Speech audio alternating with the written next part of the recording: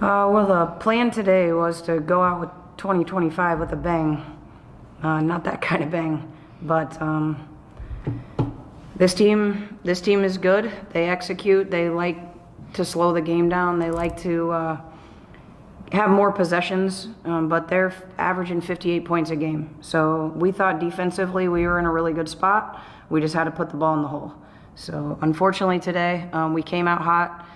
We got into a little bit of lull, and we still haven't figured out how to come out of that. So that makes it a little bit tough down the stretch. But I'm a little bit disappointed about us not playing all the way to the buzzer regardless of the score. So we'll definitely hammer that home before we get to our next opponent. Courtney, you talked about two possessions. This is something that you've mentioned different times. I think Kennedy had a three that went in and out that would have made it 21-20, and then I think in 25 seconds they hit back-to-back threes. Was that just you remember that stretch and what you see in that moment, knowing you've kind of boiled it down to two possessions at different times? Yeah, it's crazy that it continues to unfold, and as a coach, I'm trying to figure out how to eliminate that from happening. Unfortunately, we can't predict it, but I just asked them in the locker room. I took a timeout. It was 7-12 for some left in the first quarter, so it's a 5-point game. It's minimal possessions. They finished the quarter on a 15-5 run. So you stop the bleeding in the first 5 minutes. You get to the media, you call a timeout after the media, whatever the chain of events was, or right before the media, and then they go on another run. I asked them in the locker room, you want me to take another timeout? I've had multiple people ask me why don't I always have timeouts on the board, because deep down I believe that we can win, and by the time that it gets to the fourth quarter, those timeouts are kind of null and void at that point, but I'm always going to save them. I'm going to save one. I'm going to save one, and I'm going to let the team start telling me if they need a timeout, because at this point we get to timeouts and sometimes I'm out of words. So those two possessions are becoming bigger and bigger and more magnified, and in the Valley it can't be back-to-back possessions that completely drains you. It was a two-possession game at that point. We got to stay in it.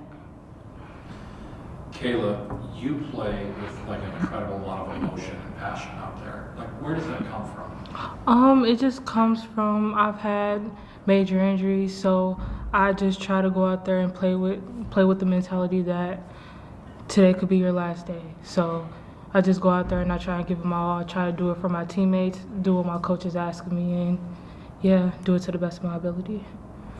When the results aren't falling the way you want them to, how important is it to kind of keep playing with that emotion, keep playing with that energy? Yeah, because even when we were down, I still believed that we could win, even when we went into halftime and what was it, like a 17-point lead by the other team. I still believe that we could go on a run, we could get stops and then stop and score, and I felt like we just lost momentum, but I still believe that we could get the job done.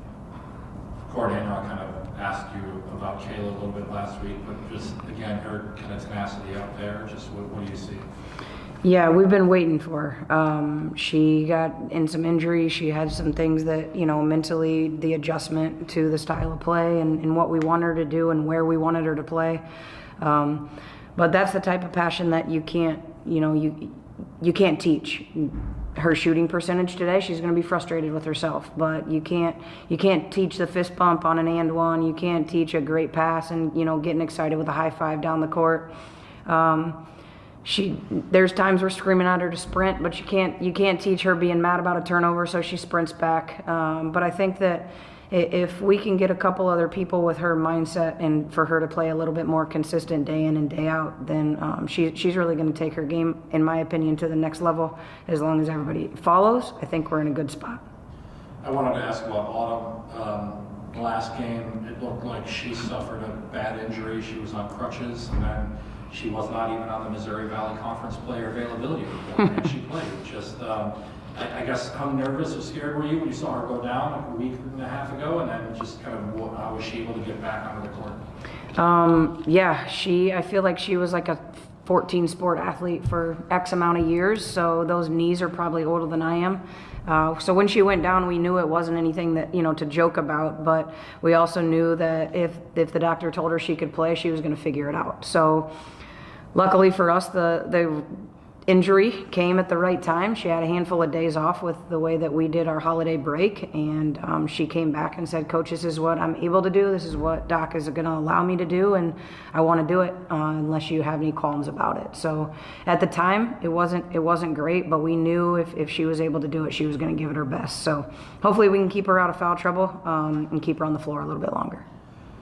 And Courtney, final question, just you now get to go on the road in the Valley for the first time. Any thoughts about going on the road in the Valley? Yeah, I mean, just another first, right? So another new, we've got to figure out what our schedule as far as before and after games look like. You know, how do we travel? How ready are we going to be? I think the prep, we took it to another level, the preparation, the confidence. But at some point, we got to play both ends of the floor. And you can't show up and play, you know, hold a team to 56 points and not be able to score 57. And then the next night you give up 86 to a team that's averaging 58. That's the Valley. They're gonna at least get to what they are averaging on all statistics. So if we can't hold them to their averages, we make the game a lot harder for ourselves. On top of now we got to do it on the road. So we tried to hold them to our goal was to hold them to their 56, 58 points. We can see what we can do offensively. Now we've got to go on the road and hold Indiana State and Evansville to their averages.